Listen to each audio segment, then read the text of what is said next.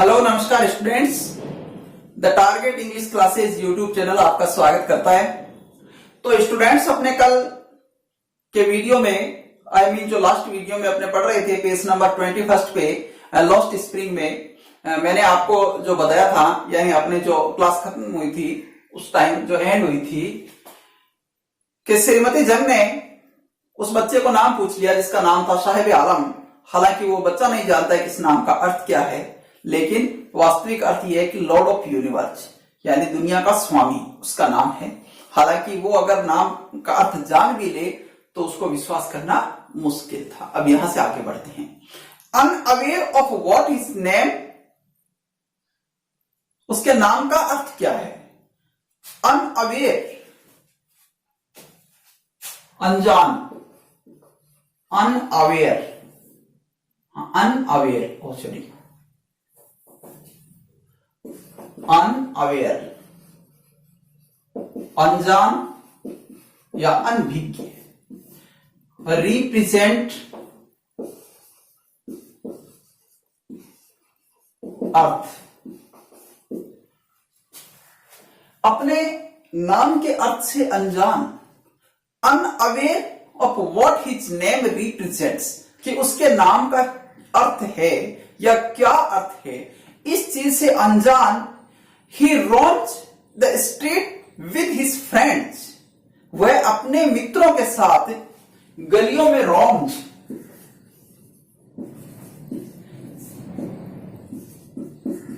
बेकार में घूमना।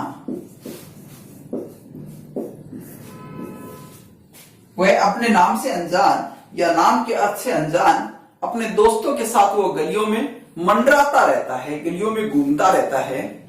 An army of barefoot boys who appear like the morning birds, army का खूब सारे 15-10 बच्चों का एक समूह है, बेयरफुट का नंगे पैर वाले बच्चों के एक समूह के साथ जो सुबह सुबह पक्षियों की तरह गलियों में प्रकट हो जाते हैं। एपियर, गलियों में चारों तरफ दिखाई देते हैं। एंड डिसअपियर एट नून, और दोपहर तक गायब हो जाते हैं। एपियर प्रकट होते हैं, प्रकट, और इसके साथ में डिस जुड़ गया तो ये इसका अपोजिट बन गया, गायब हो जाना। कि ये कचरा बीनने वाले बच्चे जो सुबह सुबह 15-20 बच्चों के साथ में वो साहिब आलम भी सुबह के पक्षियों की तरह, जैसे सुबह होती है और पक्षी आकाश में उड़ना शुरू कर देते हैं, उड़ते रहते हैं, इसी तरीके से 15-20 बच्चों का समूह है जो मॉर्निंग बर्ड्स की तरह गलियों में प्रकट हो जाता है। डिसअपियर एट नून, और जैसे जैसे दोपहर होती है ये गायब हो जाते हैं। गायब का मतलब अपने अपने घरों में चले जाते हैं, क्योंकि नंगे पैर होते हैं और जैसे जैसे गर्मी बढ़ती है तो वो अपने अपने घरों में चले जाते हैं। Over the months I have come to recognise each of them, लगभग जब कई महीने बीत गए तो लेखिका कहती है कि उनमें से प्रत्येक को मैं अच्छी तरह पहचानने लग गई। रिकॉग्नाइज, पहचानना, रिकॉग्नाइज, पहचानना। कि जब कई महीने हो गए तो उनमें से प्रत्येक बच्चे को मैं अच्छे तरीके से पहचानने लग गई। नेक्स्ट, तो जब लेखिका एक दिन फिर मुलाकात होती है उन बच्चों से, 5 साल 10 बच्चों से जो नंगे पैर होते हैं और लेखिका को मिलते हैं, तो लेखिका उनको पूछती है, why aren't you wearing chappals?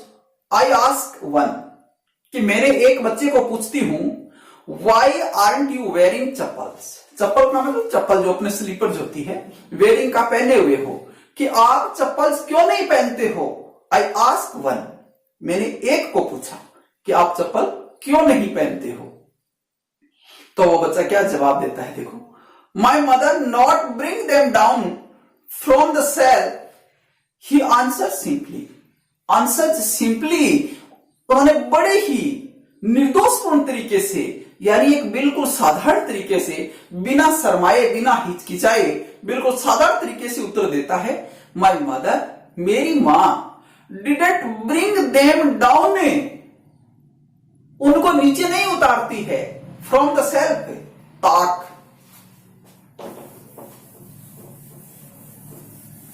Self,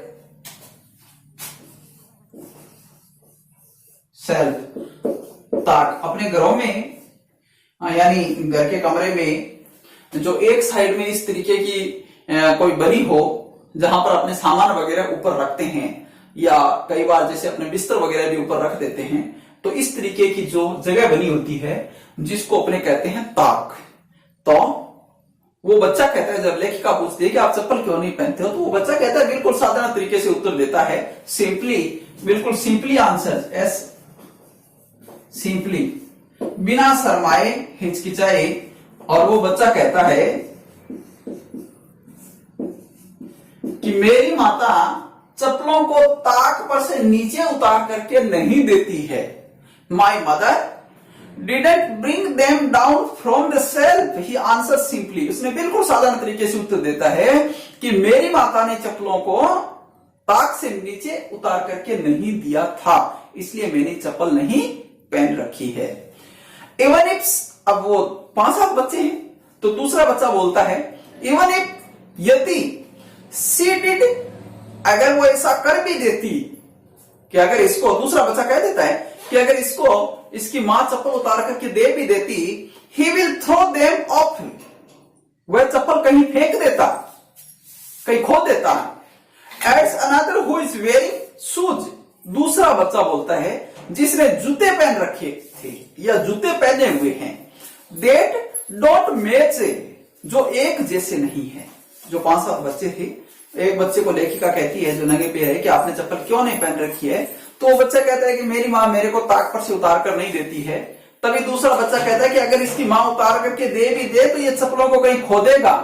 और उस बच्चे ने जूते पहन रखे थे जो डोंट मैच, जो एक जैसे नहीं थे, मतलब बेमेल जूते पहन रखे थे। डोंट मैच, डोंट मैच,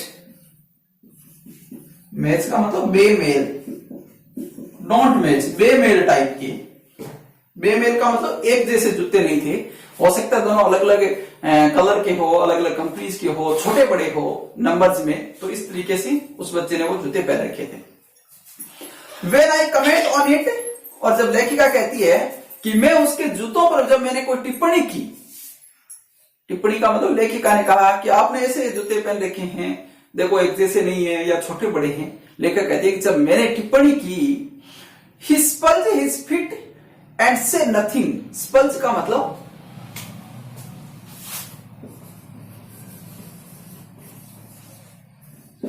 फेरता है,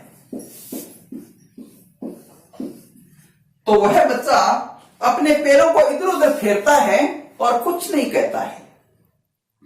I want shoes, says a third boy who has never owned a pair of his life. तभी तीसरा बच्चा कहता है कि मेरे को भी पहनने के लिए जूते चाहिए, और ऐसा लगता है कि जैसे उस बच्चे ने अपनी जिंदगी में कभी जूते पहने ही नहीं हो। Traveling across the country, I have seen children walking barefoot in cities on village roads. लेखिका कहती है कि मैंने पूरे देश में घूमते हुए कई ऐसे बच्चों को देखा है, शहरों में, गांव की सड़कों पर, जो नंगे पैर घूमते हैं। बहुत सारे बच्चों को मैंने देखा है। It is not lack of money but a tradition to stay barefoot. ऐसा लगता है, यानी इतने बच्चों को देखा है तो ऐसा लगता है कि जैसे ये पैसे की कमी नहीं है, बल्कि एक तरीके का रिवाज बना हुआ है।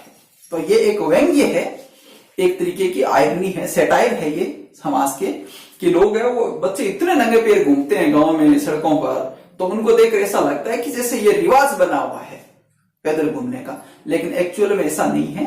वास्तव में तो ये पैसे की कमी के कारण ही होता है। नेक्स्ट, इन वन एक्सप्लेनेशन, लेखिका ने एक तरीके का ये संदर्भ में थोड़ा अपने को बताया, एक सैटायरिकल वे में बताया, व्यंग्यात्मक तरीके से। I wonder if this is only an excuse to explain away a perpetual state of poverty. तो लेखिका कहती है कि मेरा मानना है कि गरीबी की ये जो स्थायी स्थिति है, इसके बारे में बताने के लिए या उसके बारे में अपने विचार प्रकट करने के लिए और कोई जरिया नहीं है, और कोई तरीका नहीं है। परपेचुअल का परपेचुअल स्टाइल, परपेचुअल स्टेट, स्थायी स्थिति, स्थायी स्थिति। गरीबी की जो स्थायी स्थिति है उसके बारे में अपने विचार प्रकट करने के लिए इससे बेहतर जरिया नहीं है। I remember a story, a man from Udupi once told me. अब लेखिका कहती है कि मेरे को उस नंगे पैर वाले बच्चे को देख करके एक कहानी याद आ गई जो उडीपी के ही एक व्यक्ति ने मेरे को सुनाई थी। अब वो व्यक्ति कहानी सुनाता है। As a young boy he would go to the school passing through a temple. कि वह व्यक्ति सुनाता है कि जब वह युवा था तो किस तरीके से मंदिर के पास से होकर के और विद्यालय जाया करता था।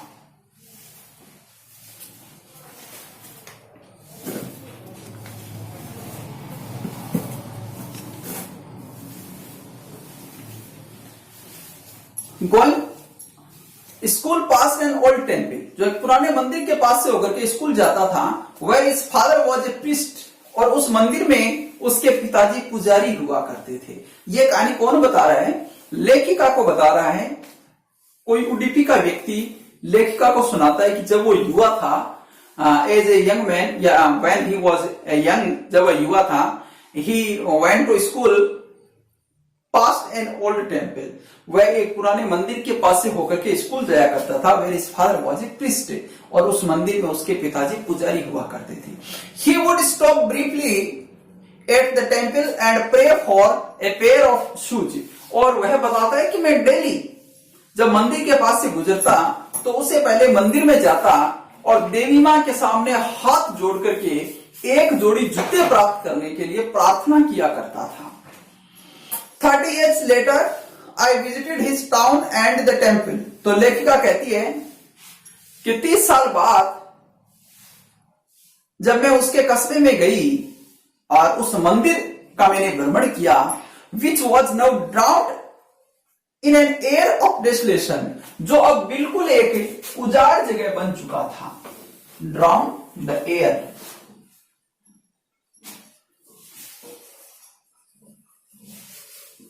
drown the air, धूमिल हो जाना, धूमिल, और डेस्टिनेशन का उजाड़।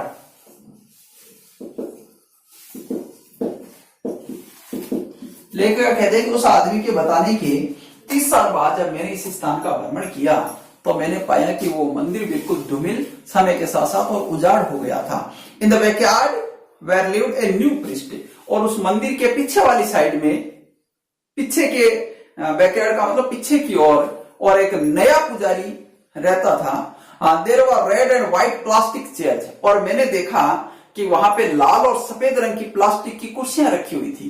कहने का मतलब यह है कि ये 30 सालों का जो अंतर है उसके बारे में बताया कि 30 साल पहले तो ऐसा पुजारी रहता था जिसको अपने बच्चों के लिए जूते तक भी उपलब्ध नहीं होते थे, नहीं मिलते थे, और 30 साल के बाद जो पुजारी वहां पर है उसके घर में प्लास्टिक की कुर्सियां भी है और भी आगे चीजें। ए young boy dressed in A grey uniform wearing socks and shoes arrived panting and threw his school bag on a folding bed।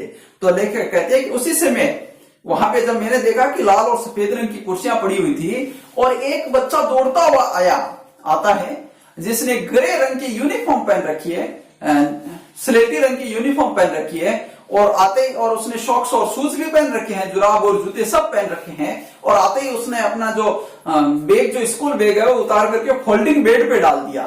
Folding bed जो अपने समेटने वाली जो बेड होती है, चारपाई वगैरह जो होती है, उसको फोल्डिंग बेड, उस पर डाल दिया।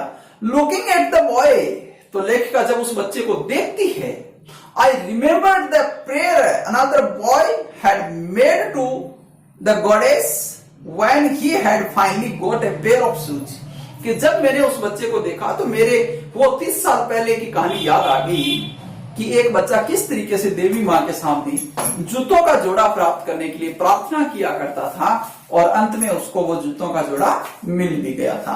Let me never lose them, ये जूते मेरे को कभी नहीं खोने। The goddess had granted his prayer, क्योंकि देवी मां ने उसकी प्रार्थना स्वीकार कर ली थी। Young boy like the son of priest now war shoes. अब जो 30 साल बाद जो पुजारी का बच्चा था, जिसको हर प्रकार की सुविधाएं मिल रही थी, उसी बच्चे की तरह खूब सारे बच्चे जो हैं वो अच्छे जूते और अच्छे कपड़े पहनते हैं। But many other like the rag pickers, परंतु खूब सारे ऐसे बच्चे भी हैं जो रैग पिकर्स, जो कचरा बीनने वाले बच्चों की तरह है। कचरा बीनने वाले खूब सारे बच्चे ऐसे भी हैं जो पुजारी के बच्चे की तरह अच्छे प्रकार की सुविधाएं प्राप्त करते हैं, लेकिन many other like the rag pickers, और खूब सारे ऐसे बच्चे भी हैं जो कचरा बीनने वाले बच्चों की तरह इन माई नेबरहुड रिमेन्ड शूजलेस, कि जिस तरीके से कचरा बीनने वाले मेरे पड़ोस में कचरा बीनने का काम करते हैं, उनकी तरह बिना जूतों के भी रहते हैं, नंगे पैरों के भी रहते हैं। तो स्टूडेंट्स, ये अपने लेसन जो अपने पेज नंबर 22 पे फर्स्ट पैराग्राफ कंप्लीट किया है। अब नेक्स्ट पैराग्राफ के लिए अपने नेक्स्ट वीडियो में चलेंगे। तब तक के लिए नमस्कार, थैंक यू वेरी मच।